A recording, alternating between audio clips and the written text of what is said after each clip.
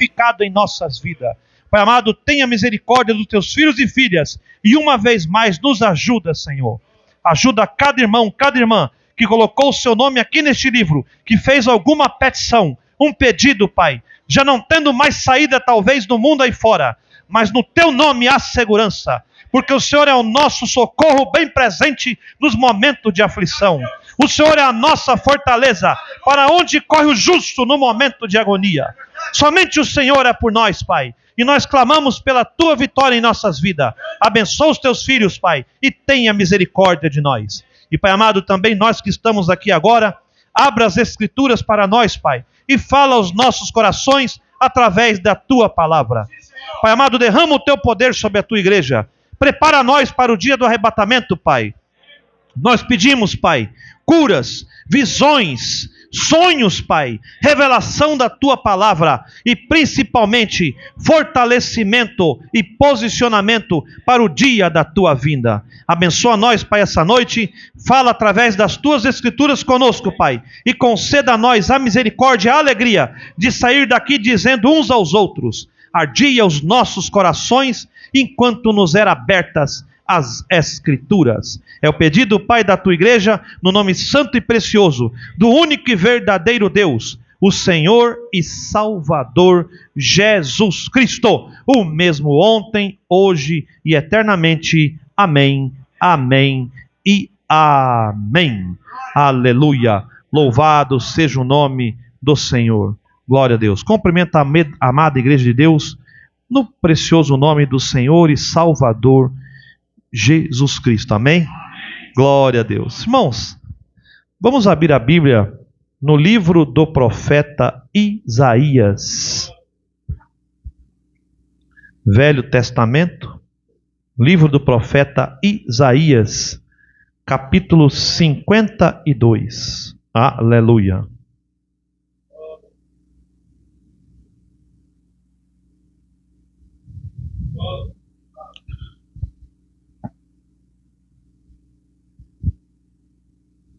Glória a Deus. Aleluia. Livro do profeta Isaías. Aleluia. Você vai em Salmo, Provérbios, aí você vai passar Cantares e vai chegar lá na frente no livro do profeta Isaías, capítulo 52, no versículo 3. Aleluia. Isaías 52, versículo 3. Glória a Deus. Santo, santo, santo é o nome do Senhor. Se todos nós encontramos, vamos ler no precioso nome do Senhor e Salvador Jesus Cristo. Amém? Diz assim a palavra do Senhor. Porque assim diz o Senhor: por nada fostes vendidos, também sem dinheiro sereis resgatados. Agora, irmãos, folheando aí para o Isaías 55, no versículo 1. Mesmo livro, só que capítulo 55. Versículo 1 em diante. Diz assim: ó vós, todos os que tendes sede, vinde às águas, e os que não tendes dinheiro, vinde, comprai e comei. Sim, vinde, comprai sem dinheiro e sem preço vinho e leite. Por que gastais o dinheiro naquilo que não é pão, e o produto do vosso trabalho naquilo que não pode satisfazer?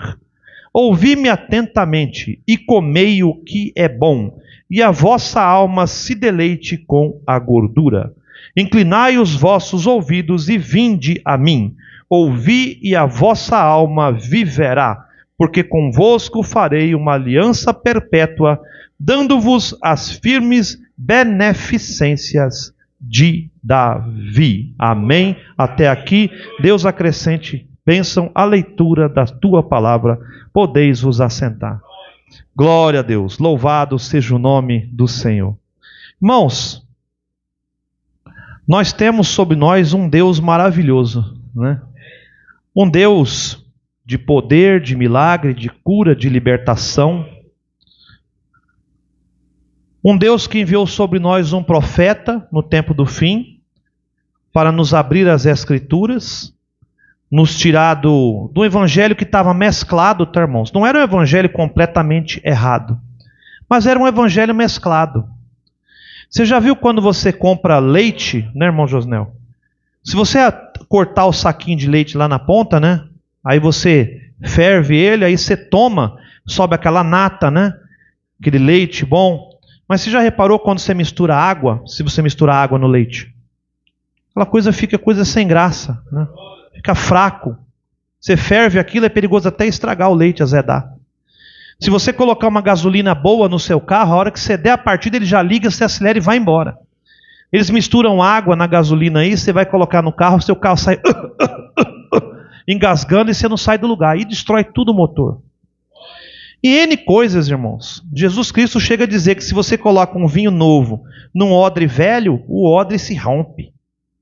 Se você coloca um remendo novo numa roupa velha, aquele remendo rasga o resto da roupa. Então, Deus enviou para nós um profeta no tempo do fim para nos trazer de volta ao evangelho completo do tempo de Paulo, que foi o primeiro mensageiro à igreja. Estou falando aqui uma introduçãozinha para depois entrarmos aqui no que nós vamos falar. Você vê que o pastor fez esse desenho aqui, irmãos, e aqui está a era da igreja completa, tá? Isso aqui que ele desenhou, as pessoas às vezes lê, falam, mas não entendo muito bem. Não, tudo bem, você não precisa entender tudo. Mas aqui, irmãos, está o que Deus tratou conosco, os gentios, está tudo aqui. Isso aqui, esse quadro aqui, não vangloriando o pastor e nem menosprezando a Bíblia, mas aqui está toda a era da igreja. Tudo que Deus fez com os gentios, nós, está aqui. Desde a abertura da igreja, como o pastor falou, na metade da semana 70, lá previsto pelo profeta Daniel, quando o Messias foi tirado, partiu a semana no meio, cessou o sacrifício, cessou tudo, porque agora é só ele. E aí abre a era da igreja, enxertado no meio dessa semana, 3 anos e meio, a gente entra aqui no meio, aí depois termina os 3 anos e meio lá no final. Nesse intervalo de uns 3 anos e meio para o outro, passa a você ver quantos anos passaram aqui, irmãos. E a igreja foi cocheando, como o pastor falou naquele dia que ele pregou sobre estar cocheando. Cocheando é cochilando. Às vezes você está dirigindo ali, você vai cochilando assim, aí você acorda e vai, aí à noite você está vendo um filme, às vezes você quer terminar de ver aquele filme, você vai lá, joga uma água na cara, né? Você está falando ali, às vezes o pastor está pregando aqui, está demorando, você trabalhou o dia inteiro, está cansado, aí você está assim, ó. Aí o pastor fala, aleluia, você dá aquele pulo assim, mas sua mente está lá. Mas você está cocheando o corpo físico. A igreja cocheou um pouco. Por isso que vem um profeta gritando à meia-noite: desperta tu que dormes entre os mortos. O profeta só veio fazer isso, irmão, não tem mistério. O profeta trouxe a voz do que clama à meia-noite: eis o noivo, saí-lhe ao encontro. Tudo isso é Bíblia, está aqui, ó. Só que as pessoas não vê, o mundo aí fora não conhece, irmãos. Mas os religiosos conhecem, mas faz, como o pastor fala, quebra pau no vidro, não quer saber disso. Eles querem ficar nas coisas bonitas, né? Nas coisas, nos seus próprios cultos. E aí quando a gente fala, nós somos taxados de chatos. Ah, vocês são chatos, vocês, nada para vocês está bom, vocês, as outras igrejas não são boas. Não é isso, irmãos. A gente está advertindo para o tempo do fim. Porque veja, se você está fazendo um sacrifício para adorar a Deus, Caim também fez. Caim levantou um altar, embelezou o altar, colocou flores, colocou frutos, aquela manga madurinha, aquela banana madurinha, tudo lindo. E era um sacrifício para Deus. Caim ofereceu para Deus. Caim não ofereceu a Satanás. E do outro lado, Adão, fazendo um sacrifício, cortou um pescocinho de um cordeiro, aquele sangue voou de certo nele no altar, partiu nas bandas, colocou lá aquela carne para queimar aquele holocausto, as moscas voando em cima, porque o sangue fede, irmão. Sol quente batendo naquele sangue que caiu ali, aí vem aquelas moscas, e ele tem que estar sacudindo as moscas e tocando fogo naquilo. Aparentemente parecia horrível, morte, mas é o sacrifício que Deus aceitou. E o sacrifício do Caim? Deus falou, ó, tem que corrigir. Ele foi lá e matou, foi logo o irmão.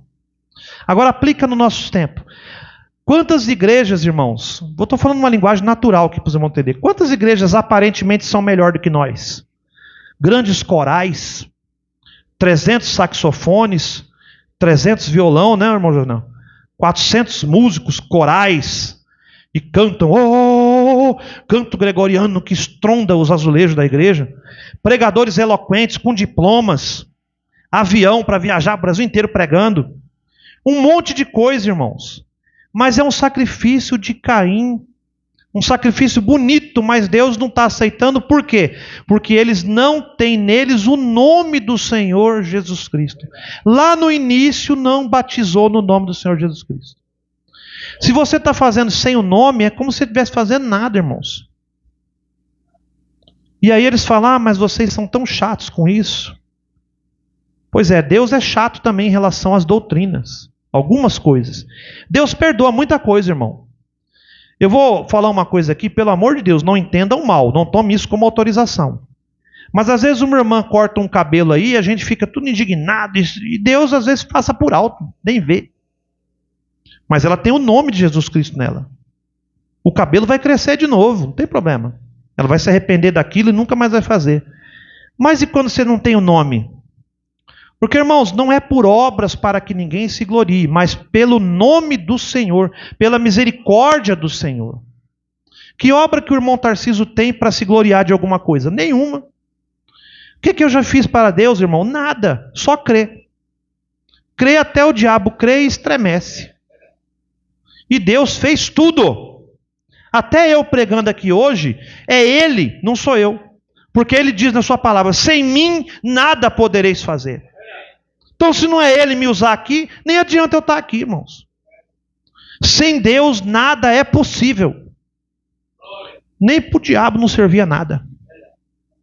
Então, nós temos um profeta, irmãos, que um irmão... Eu vou entrar nesse testemunho para a gente começar aqui. Eu vou ler só algumas coisinhas. Hoje é uma pregação, se Deus quiser permitir, mais curta. Nós temos um irmão, ele deu esse testemunho algum tempo atrás, tá... Eu coloquei inclusive no meu canal para os irmãos assistir, quem quiser ver, já é de algum tempo, mas eu sempre gosto de repetir. Que ele era um irmão lá de Santa Catarina, se eu não me engano, e ele era obreiro, né, diácono de uma igreja grande. E ele conheceu um irmãozinho da mensagem, que ficava falando para ele do profeta, falando das coisas de Deus, lendo a mensagem para ele ali, eles conversavam, eles tinham um companheirismo entre eles. E ele coçava a cabeça e falava, rapaz, vocês idolatram um homem.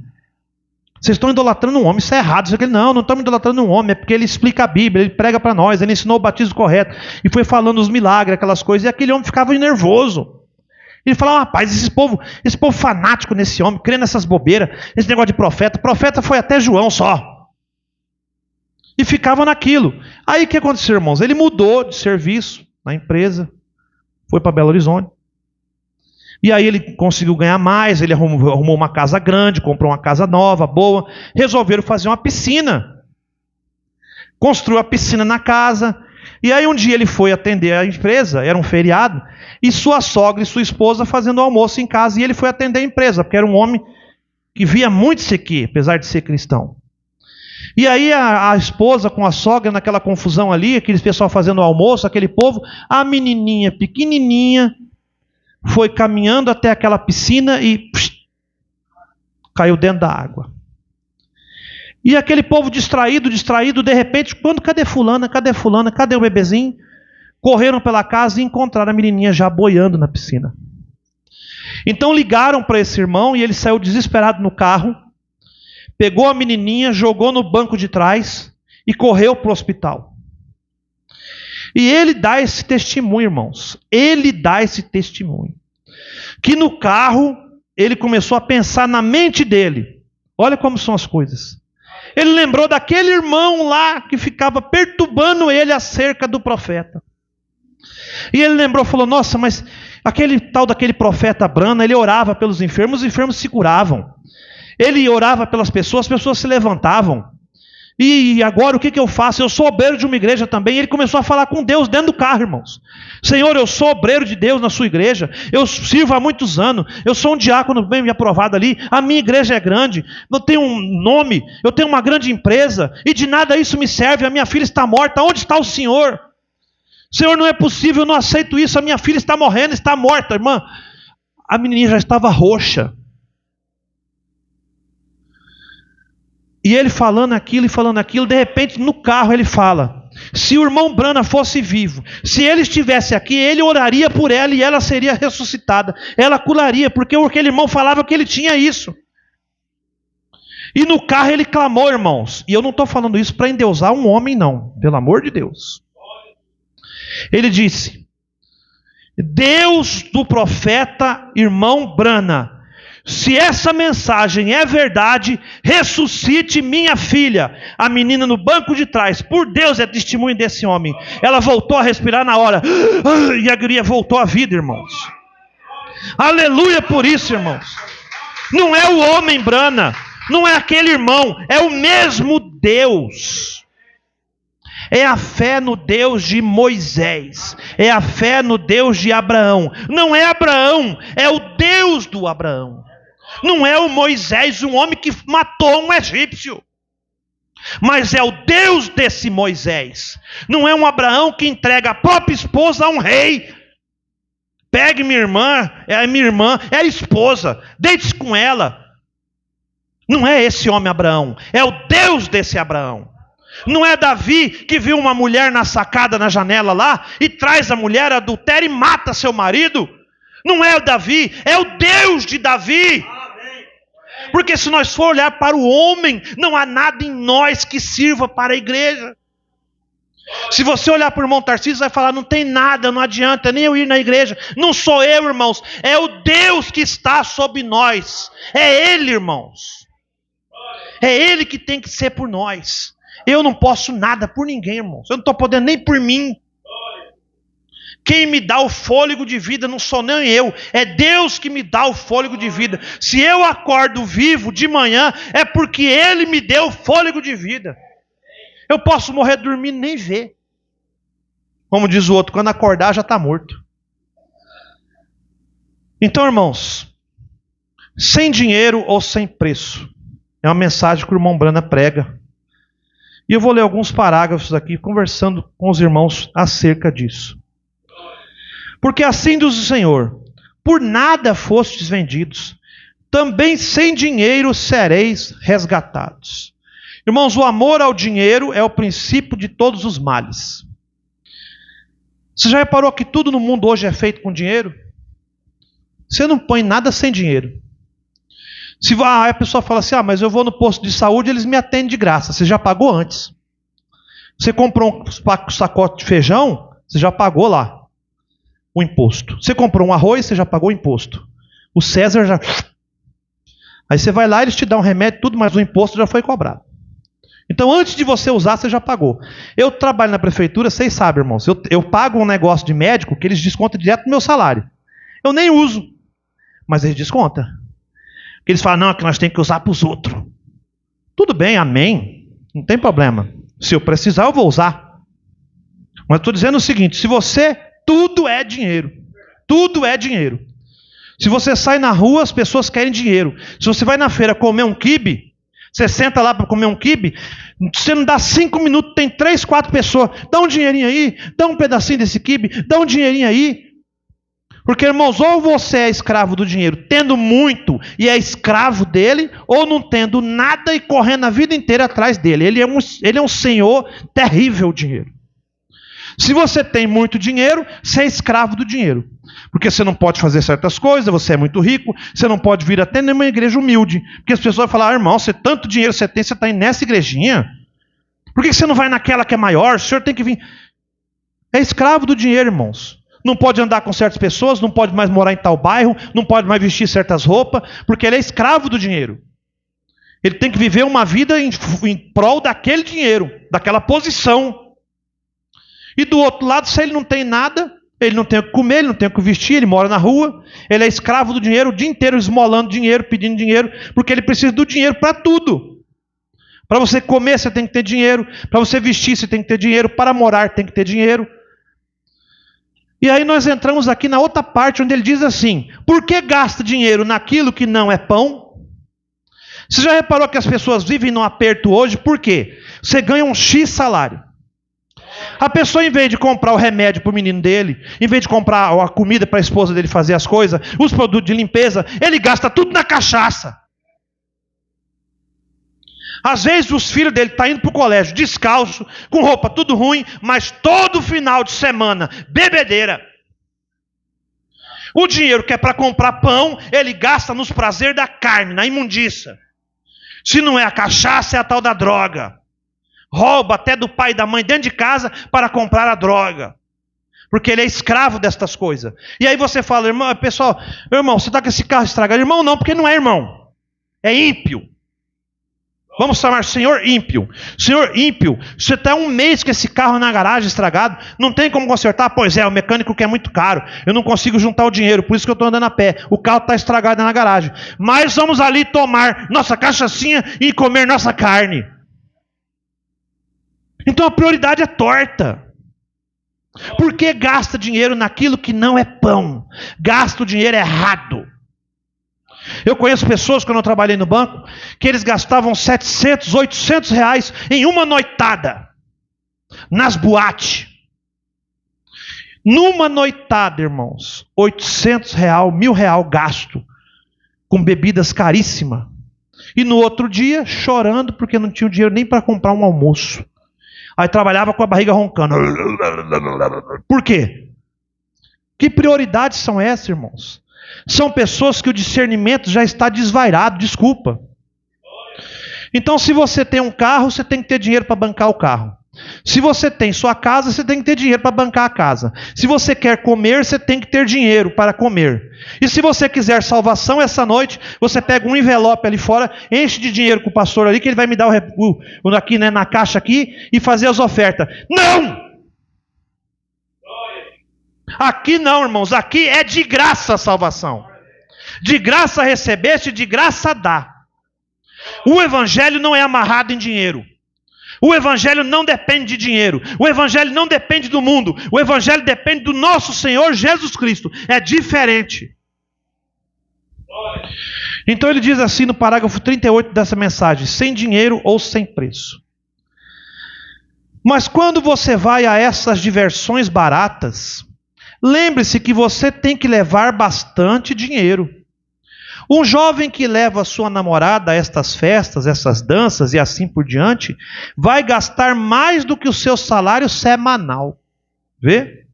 E os velhos que tentam encontrar prazer indo às cervejarias para beberem e esquecerem a tristeza da semana, eles vão ter que gastar bastante dinheiro. E o que ganham daquilo, não ganham nada a não ser mágoas. Quanto mais bebe, mais triste fica. Porque aí fica dependente daquilo. Se não beber, fica triste, fica doente, começa a cair, dá tremedeira, fica nervoso. Eu não vou nem entrar na questão da droga, irmão. Vamos ficar só no álcool. Você já reparou que as pessoas falam muita coisa na televisão? Você vê que o mundo inteiro é depravado. O mundo pertence ao Satanás. O mundo jaz no maligno. Nós pertencemos a nosso Senhor Jesus Cristo. Por isso que nós não faz parte mais do mundo. Nós estamos aqui convivendo nas coisas aqui, mas nós não faz parte mais desse jogo sujo. Porque, irmãos, eles falam tanto assim, droga não pode, droga isso, droga aquilo, não pode. Na televisão você vê, né, campanhas. Mas alguém barra a bebida alcoólica? A bebida alcoólica é liberada no mundo inteiro. Todo mundo, e todo dia, você vai ver uma televisão, é toda hora, de 10 em 10 minutos. Centenas de marcas, centenas de milhões de dólares gastos com publicidade desse diacho, desse tal de álcool. E só propagandas maravilhosas. Homens bonitos, mulheres bonitas, correndo, felizes, alegres. Mas vai ver no lar. Saia da tela da televisão e vá para dentro do lar. Como estão essas famílias que vivem com esse álcool? Maridos espancadores, surrando seus filhos, surrando suas mulheres. Mulheres doentes porque não aguentam mais os maridos beberrões. Cadê a felicidade das propagandas? Porque o diabo é mentiroso, irmãos. Ele engana as pessoas. E os políticos, por que não criam leis? Porque são patrocinados pelas empresas de álcool. A verdade é essa. ganham milhões de dólares para fazer suas campanhas eleitorais, comprar voto das pessoas, se eleger e fazer leis para liberar o pecado, pior ainda. Não todos, não estou generalizando, estou falando de modo geral. As empresas de álcool ganham seus milhões de dólares em todo o mundo. Irmãos, é tanta marca de coisa errada que você vê a televisão 10 minutos, você fica zonzo. É perigoso você ficar bêbado de tanto você ver aquela porcaria na televisão. E aí eles falam, as pessoas, né? Aí eles falam na propaganda assim, ó, não, se você for beber, não dirija. Ele sabe que vai te matar. E quantas pessoas morrem no trânsito por causa de bebida todo dia? E por que fazem isso? Não impeçam a venda desses desgraças, desculpa eu falar assim. Mas não pode impedir, porque eles estão a favor de Satanás. Então o que sobra para nós? Se posicionar contra essa imundície. Nossos parentes, irmãos, muitos de nós aqui têm parentes que estão escravizados no álcool. Estão escravizados muitas vezes na droga. E quem tem que libertar eles? O mundo aí fora não vai libertar. O diabo não vai fazer questão nem de visitá-los, porque ele já está do lado deles. É nós, com a palavra de Deus, que temos que tirá-los de lá. Como? Não é nem ir lá, irmãos, buscar ele, não. É orando, clamando a Deus. É lá dentro do seu quarto, em oculto, secreto, que você resgata o seu filho. A irmã não precisa ir lá no bar buscar o filho, não. É perigoso ele fazer algo com a irmã. Está alterado, é violento. Você vai para dentro do quarto, fecha a sua porta. O mundo não precisa saber, mas ele lá no alto sabe. E ele vai enviar uma tropa de anjos para buscar aquele menino, para buscar aquele marido. Mulher, você tem que ganhar o seu marido sem palavra, é oração. Você não precisa estar falando todo dia para ele, não, pare de beber, homem, pare de beber, não quero mais bebida aqui em casa. Ele vai te dar logo, é um safanão. Ele está alterado, irmã. Mas agora experimente entrar para dentro do quarto, fechar sua porta, e enquanto ele está lá no bar, confraternizando com Satanás, saia da televisão, saia do WhatsApp, saia das revistas, e vá para o quarto, e vá para a palavra. Eu quero ver se o diabo pode com a senhora. Mas muitas vezes a mulher quer lutar por o marido, sentada na frente da televisão, vendo sua novela. Não estou condenando, pode assistir, não estou dizendo isso. Vocês entendem o que eu estou falando. Vocês têm tutano para entender isso. Não adianta também lutar pelo marido bêbado que está lá fora no mundo, conversando com sua vizinha. A sua vizinha quer mais é que você se lasca, desculpa. Ninguém quer saber do problema do outro, ele quer mais é que você se lasca. Ela vai ouvir ali, quando chegar em casa vai falar para o marido dela, você viu, tá lá, vai apanhar de novo, e vão escutar a gritaria. Agora vá para o quarto, feche sua porta, fale com o único que pode te ajudar. Porque, irmãos, quantas vezes o homem bate na mulher, espanca tudo, a polícia chega lá e fala, medida protetiva. Hoje eu estou falando, desculpa, irmãos. Medida protetiva, você não pode chegar a 500 metros dessa mulher, no outro dia ele mata. Eles dão uma lei, mas não faz cumprir, irmãos. Então, se Deus não guardar, você acha que o mundo vai guardar? O mundo quer ver. Eu acho que eles até torcem para ter morte, para eles poderem fazer a notícia no outro dia. Quantas mortes teve aí para nós fazer um jornal? Quantas mortes? Olha, 30 acidentes de trânsito, 2 maridos que matou mulher, crianças que morreram, doentes enfermizados que não foram atendidos pelos médicos. Que bagaceira maravilhosa para nós passar na televisão. Enquanto eu estou falando aqui, quantos já morreram? Só no hospital esperando atendimento foi um monte, para eles poderem chegar e falar, olha, no hospital não atendeu, morreram. Parece que adoram desgraça. Mas nós adoramos milagres, cura, libertação, é isso que precisamos. Nós estamos na contramão do mundo, irmãos. E recordem, parágrafo 39 desta mensagem. Recordem, você tem que acertar com Deus. Tem que acertar com Deus um dia por causa disso. E o salário do pecado é a morte. Você não faz nada aqui na terra através disso.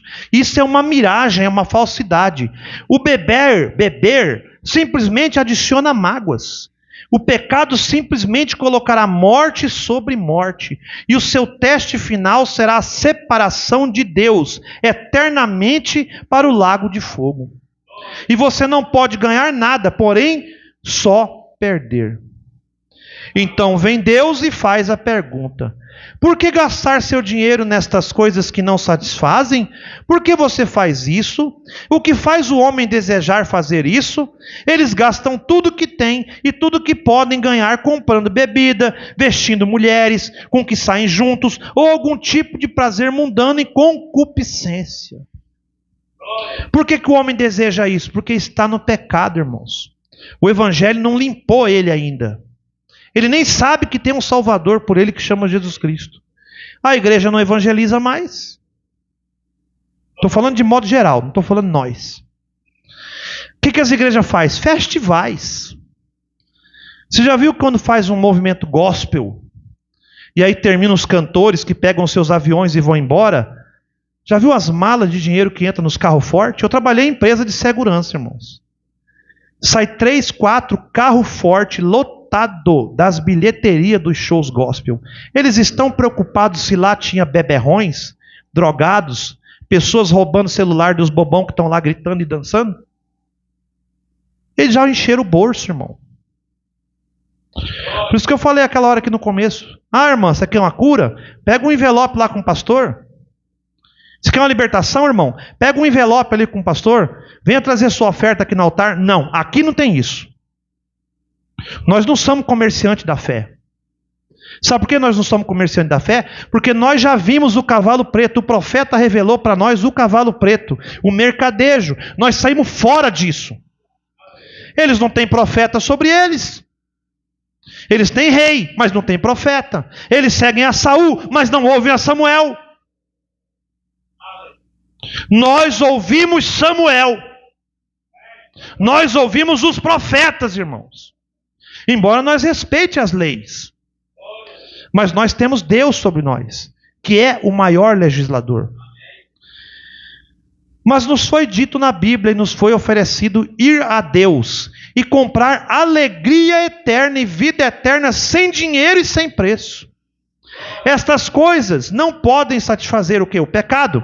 E o fim delas é a morte eterna. Isto custa todo o dinheiro que você pode ajuntar para ser o manda-chuva das diversões, ou o rapaz mais brincalhão, ou seja o que for, ou a garota popular, ou seja o que for. Isso te custará tudo o que você pode ajuntar para fazer aquilo. Vestir as melhores roupas, fazer as coisas que o mundo faz, simplesmente para colher um cheque de condenação eterna. Aí a pessoa trabalha o dia inteiro, a semana inteira, para entregar sua vida nestas coisas miseráveis. Porque eu tenho que sair essa noite. Os meus amigos irão comigo e nós vamos em uma boate muito cara.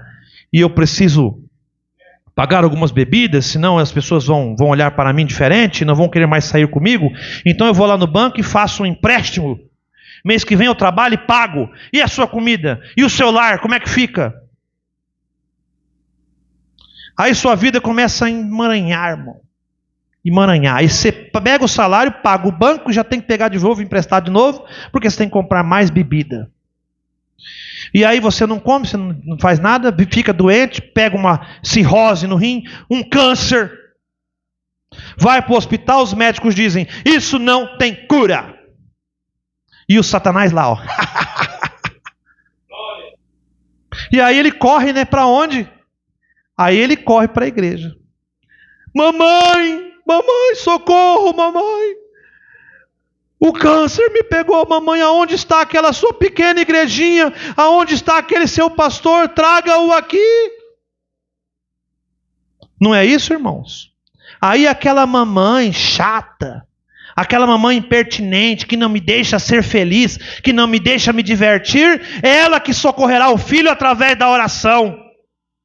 Aí é a mãe que tem que lutar com o diabo. Porque os amigos...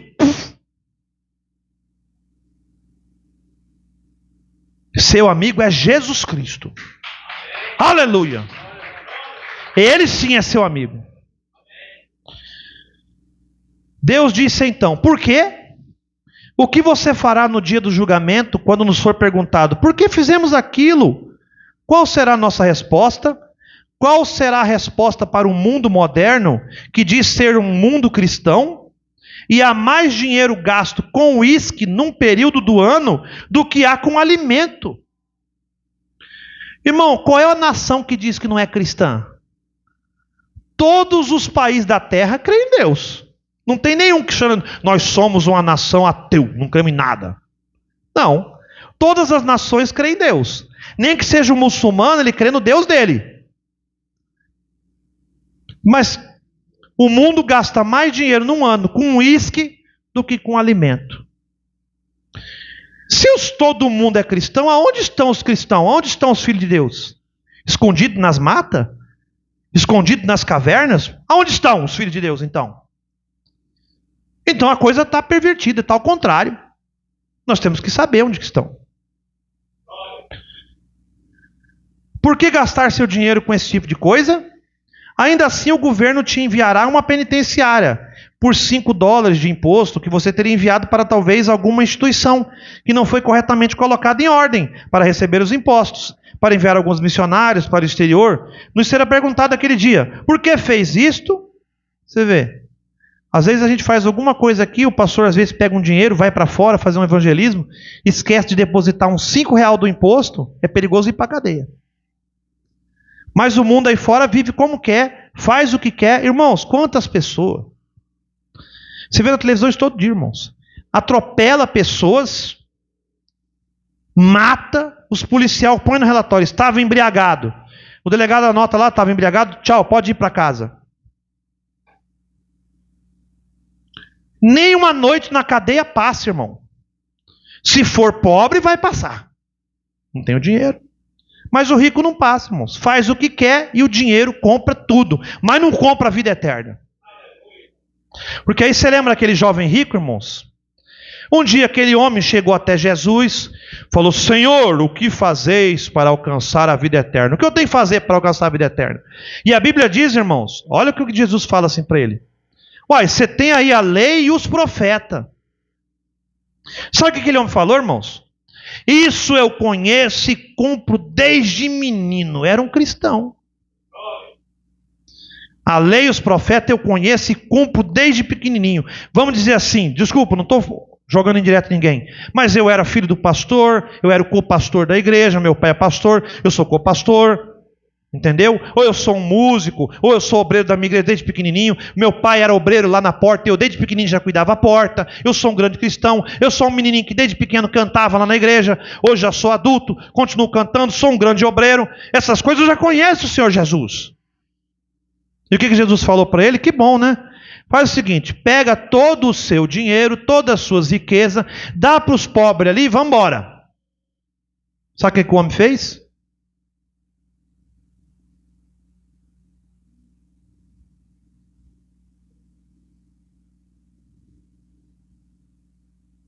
Foi embora, irmãos.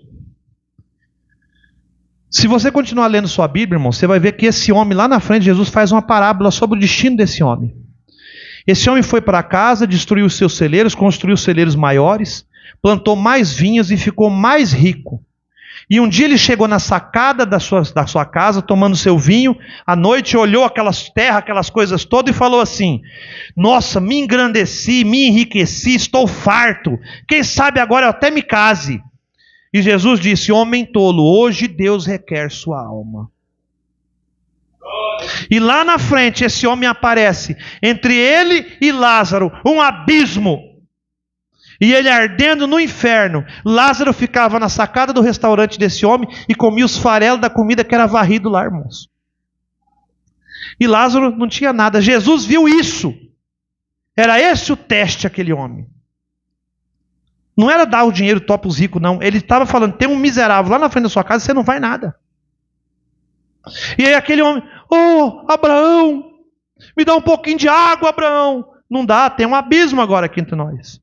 Então avisa os meus parentes. Mas ele não era crente, irmão?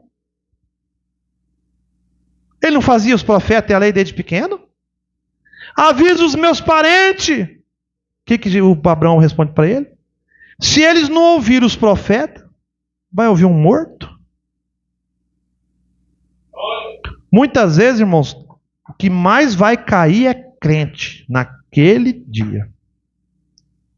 O mundo já sabe qual que é o destino deles. Você acha que as prostitutas não sabem o destino delas? Você acha que os assassinos não sabem o destino deles? Mas os verdadeiros enganados é os crentes. Que faz um monte de coisa, faz, culto e tudo. Em teu nome, Senhor, nós fizemos grandes campanhas. Em teu nome, Senhor, expulsamos demônio. Em teu nome construímos igreja. Nosso pastor viajava para Jerusalém, trazia potinhos de terra sagrada para nós. E Jesus fala: nem conheço vocês, praticantes de iniquidade. O que é iniquidade? Saber o que é certo e fazer errado. Não é o que a igreja tem feito? Sabe que o batismo é em nome de Jesus, não coloca de jeito nenhum. Fica com a Trindade. Você acha que os pastores não sabem? Eles sabem. Você vai dirigindo seu carro e deixa cair em um buraco e pede alguém para te puxar. É melhor você ficar preparado para pagar, porque eles te cobrarão por aquilo. Se vem o guincho e te apanha, ele te cobrará determinada quantia por 1 milha. E se um fazendeiro de 10, apanhar o seu trator e vier pior do que aquilo, você tem que pagar por tudo que você faz. Tudo é pagar dinheiro, pagar dinheiro. E quão maior é o buraco em que o pecado te lançou? Quem pôde alguma vez te retirar do buraco do pecado? Porém, Deus te tira do buraco do pecado sem dinheiro, sem preço, quando não havia ninguém que pudesse te tirar. Se você não pagar caro para ser puxado pelo guincho, você ficará no buraco. Você tem que ter dinheiro ou você fica no buraco. Mas o pior buraco que você já entrou é aquele onde o diabo te lançou, o buraco do pecado e da incredulidade. Deus tirará intencionalmente, sem dinheiro, sem custo algum, e mesmo você estando no buraco, simplesmente na lama do pecado, e sem mesmo chamá-lo. Bom, o pior buraco que nós se enfiamos foi no buraco do pecado. Como o pastor fala aqui, que tinha um buracão, todo mundo estava dentro. Uns, lama até aqui, só o nariz assim para fora, ó.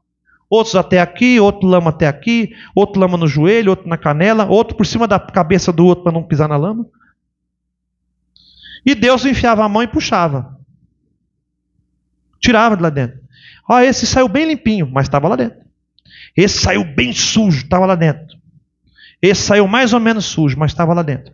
E todos depois vai tomar banho na água da palavra, santificação. Justificação, tira do buraco. Santificação, lava você. Novo nascimento, tá bom para colocar na prateleira de novo. Então é isso, irmãos.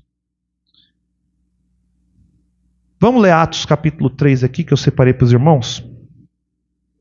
Hoje eu estou tentando ser mais calmo. Você vê que quando eu estou levantando a voz, eu estou voltando, irmãos, porque eu estou meio rouco. Se eu continuar gritando assim, eu fico sem voz, aí lascou de uma vez.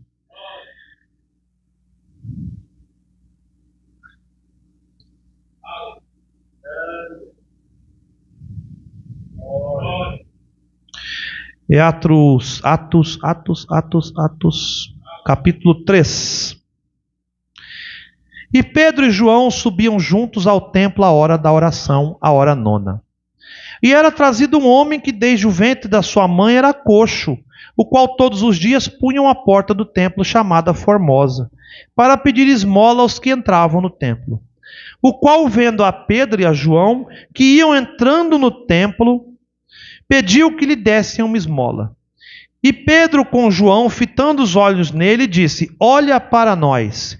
E olhou para eles, esperando receber deles alguma coisa, dinheiro, esmola. E disse Pedro: não tenho prata nem ouro, mas o que tenho, isto te dou. Em nome de Jesus Cristo, o Nazareno, levanta-te e anda. E tomando-o pela mão direita, o levantou. E logo os seus pés e artelhos se firmaram. E saltando ele, pôs-se em pé e andou. E entrou com eles no templo, andando e saltando e louvando a Deus. E todo o povo admirado. E se você segue lendo o resto ali, irmãos, eles vão perguntar: como é que vocês fizeram isso? Perguntaram para ele.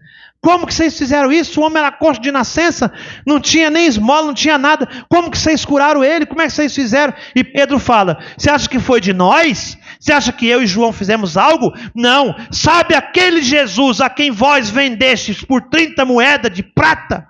Dinheiro, aquele a quem vocês entregaram à morte? É esse Jesus glorificado que levantou esse homem. Eu só apresentei o nome dele. Irmãos, como o pastor fala aqui, Deus assinou um cheque em branco para nós. Nesse cheque, que chama cheque do banco da fé, você pode comprar cura, libertação, você pode comprar sua vida eterna, irmãos. Você tem um crédito infinito no banco da fé. Ah, mas minha conta bancária hoje lá no Bradesco está vazia. Acho que está até negativa. Mas a minha conta no banco do céu está recheada com créditos. Eu preciso de uma cura. Compre sua cura pela fé, irmãos.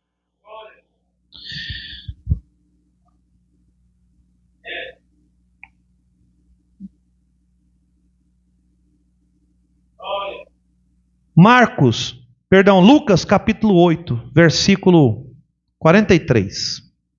Vou ler o versículo 42 em diante. Lucas 8, 42.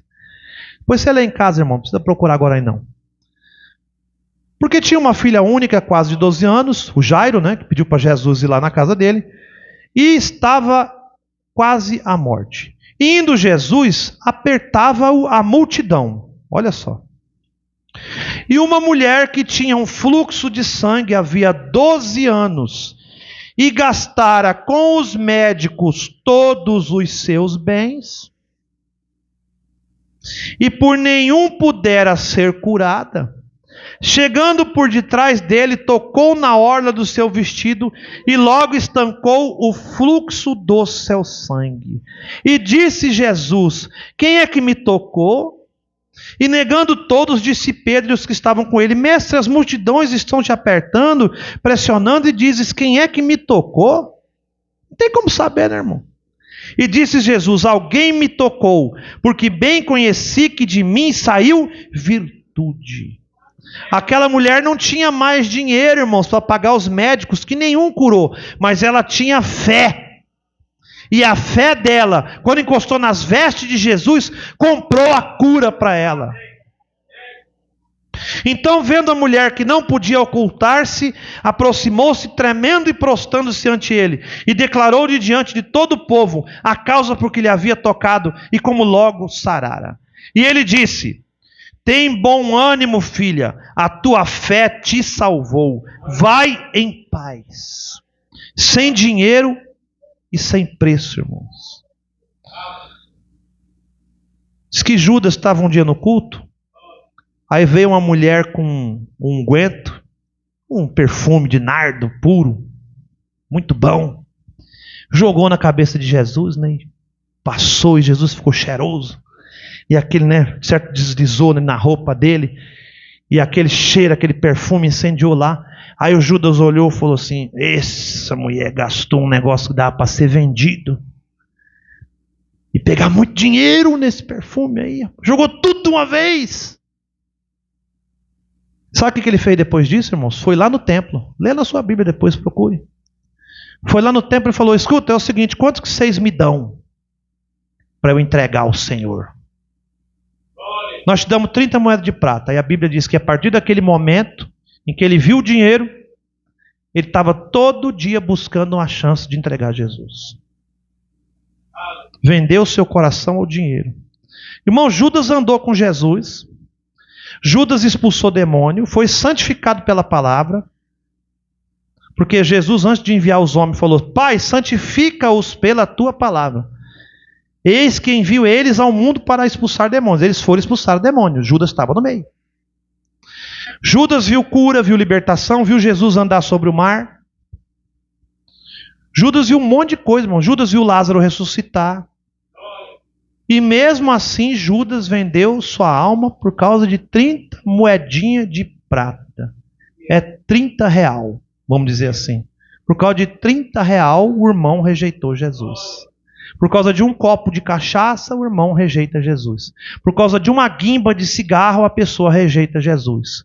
Por causa de um homem com cabelo ceboso, a esposa trai o marido e rejeita Jesus. Por causa de uma mulher com um busto empinado, um homem trai sua esposa e rejeita Jesus. São Judas. Muitas das vezes são crentes de igreja. São pastores nos púlpitos que fazem isso. Porque tem neles Judas. Por isso que nós temos que limpar, irmãos. Como que nós limpamos essas coisas? Oração. Não adianta. Não adianta, irmão. Nós temos que orar, clamar, pedir para Deus. Senhor, me dá mais do Teu Espírito Santo. Senhor, me dá mais do Teu Espírito Santo. Senhor, guarda eu dos homens maus. Livra eu do laço do passarinheiro. Limpa eu dos enganadores.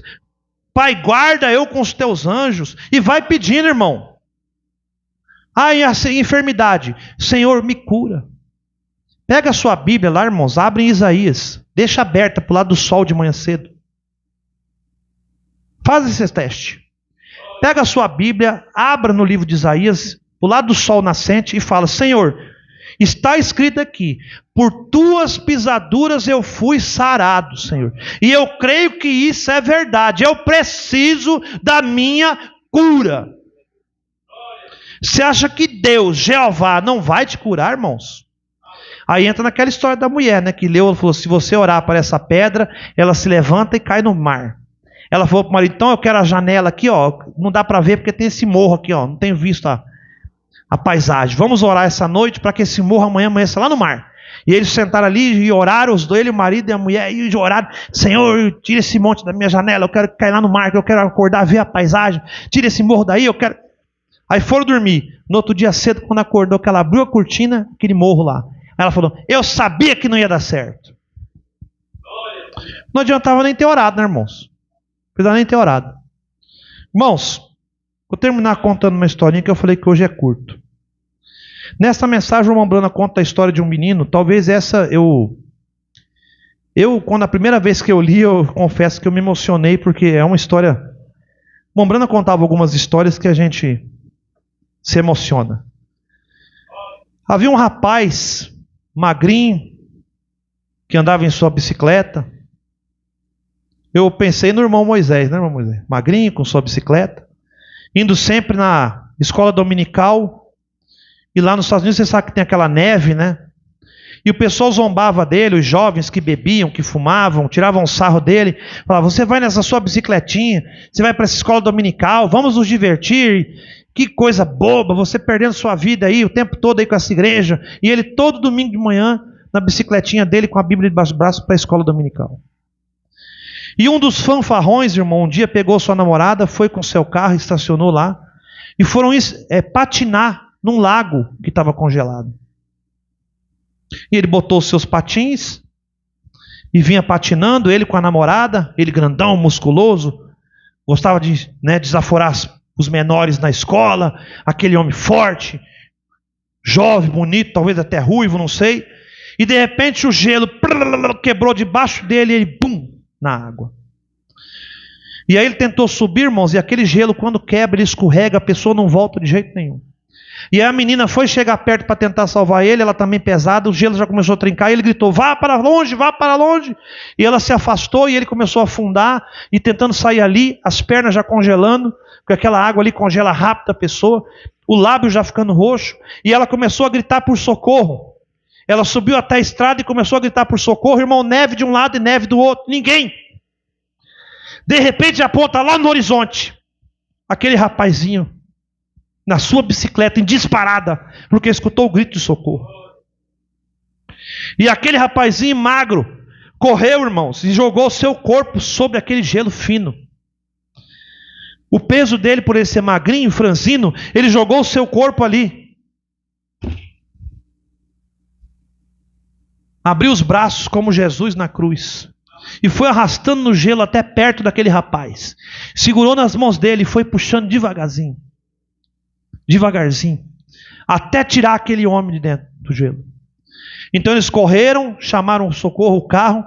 Veio o pai daquele menino, levou ele até o hospital, aplicaram as injeções, fizeram tudo o que tinha que fazer e salvaram o menino. E aí eles chamaram o homem rico. Chame aquele magricela aqui, que salvou meu filho.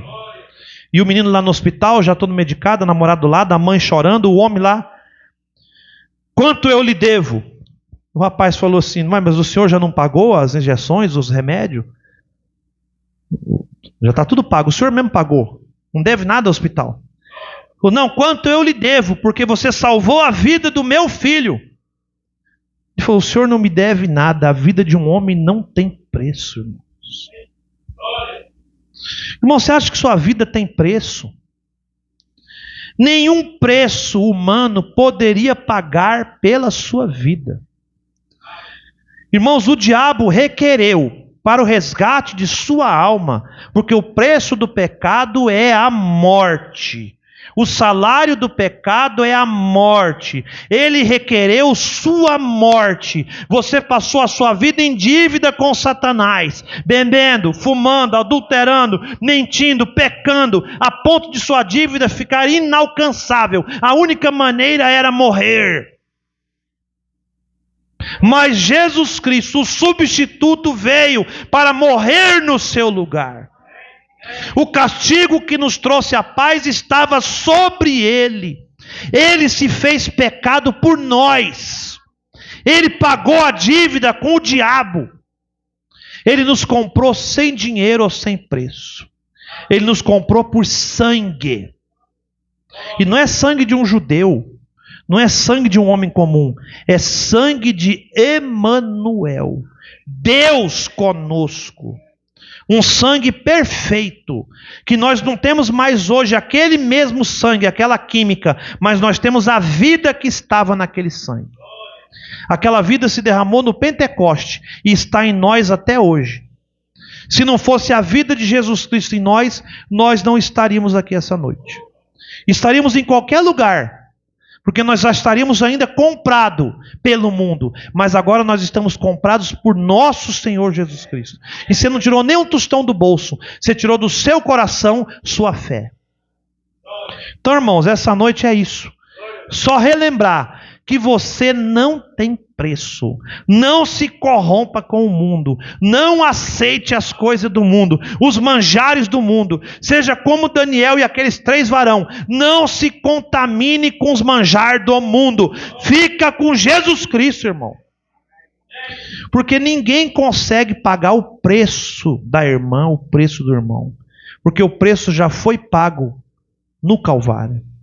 Vamos ficar de pé. Aleluia.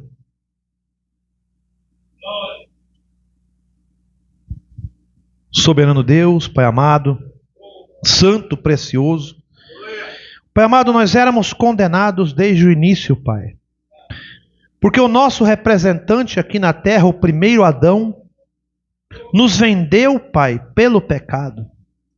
Nós somos entregues na semente da serpente, Pai, e já nascemos do ventre de nossas mães, condenados pelo pecado. Homens e mulheres mentirosos, levianos, enganadores, adúlteros, ladrões, assassinos, dos quais ninguém poderia se salvar. Mas o Senhor um dia, Pai, o Senhor desceu aqui, através de uma pequena mulher virgem, o Senhor constituiu um tabernáculo de carne. O Senhor nasceu entre nós. O Senhor andou em nosso meio, sendo tentado em tudo e vencendo todas as coisas. E no momento propício, o Senhor se entregou a ti mesmo, subiu no madeiro do Calvário e entregou sua vida por preço de muitos. A ponto dos homens gritarem: se fores o Filho de Deus, salva a ti mesmo. Salva a muitos, mas não pode se salvar. Mas o Senhor responde a eles: eu tenho o poder de dar a minha vida e tomá-la de volta. O Senhor desceu até as atmosferas, as prisões exteriores, Pai, as prisões, as cadeias de treva, e tirou nossas almas de lá, Pai, e levou para o céu, para o alto. O Senhor subiu levando cativo o cativeiro. O Senhor nos libertou completamente. O Senhor pagou o preço no madeiro do Calvário. O Senhor nos comprou sem dinheiro e sem preço, Pai, e nos tirou do reino da morte e colocou nos reino do teu Pai. Ó Senhor Jesus Cristo, nós te agradecemos por isso, Pai. Nós não temos palavras humanas para agradecer o que o Senhor fez por nós. O Senhor é maravilhoso, Pai. O Senhor é o maior Deus de todos. Entre toda a congregação de deuses, é o Senhor que se assenta no meio, Senhor. O Senhor é o único e verdadeiro Deus em todo o meio desses deuses falsos, essas coisas enganosas que tomam o coração do homem. Somente o Senhor por nós, Pai. E nós somos gratos, Pai, por esse preço pago no madeiro do Calvário. Nós somos teus filhos, Pai. Nós somos tua propriedade. Faça conosco o Senhor bem entender, Senhor. Porque nós pertencemos ao Senhor agora. Nós pertencemos ao mundo, mas o Senhor nos comprou. E eu entrego a minha vida. Cada irmão e cada irmã aqui entrega a sua vida em tuas mãos, Pai. E confessamos em nosso coração: o Senhor nos comprou. Nós somos teus filhos. Faça conosco o que bem lhe aprouver, Senhor, porque a tua vontade é perfeita. O Senhor sabe melhor do que nós, Pai. E, Pai amado, cura ainda, liberta ainda, Pai, ajuda os teus filhos e filhas, cada irmão e cada irmã que está aqui essa noite. Quem ouviu teve paciência de ouvir essa gravação até o final. Que o Senhor tenha uma bênção especial, uma cura, uma libertação, uma solução de causa, qualquer coisa, Pai, porque muitas vezes nós não sabemos os problemas das pessoas, mas o Senhor sabe, Pai. O Senhor sabe aonde o calo aperta, Senhor. Tenha misericórdia dos teus filhos e abençoa nós, Pai. Pai, liberta o nosso caminho, limpa para o culto de Santa Ceia do Senhor. Que nós possamos vir aqui no domingo que vem, Pai, sem nenhum empecilho, sem nenhum tropeço, sem nada no nosso caminho, para tomarmos a nossa Santa Ceia. Mas eu digo de coração, Pai, se o Senhor quiser voltar antes nessa semana, o Senhor é bem-vindo, porque o que queremos mesmo é subir para encontrar com o Senhor nos ares. Mas caso isso não aconteça, nós temos o nosso encontro marcado com o Senhor no domingo que vem, na Santa Ceia do Senhor. Pai amado, leve em paz o teu rebanho, que nós possamos ir para os nossos lares provisórios, abençoados, curados, libertados e protegidos pelo teu sangue carmesim. Nós agradecemos no nome santo e precioso do Senhor e Salvador Jesus Cristo, o mesmo ontem, hoje e eternamente. Amém e amém. Glória a Deus. Bom, Josnel, 369, Cânticos de Louvor.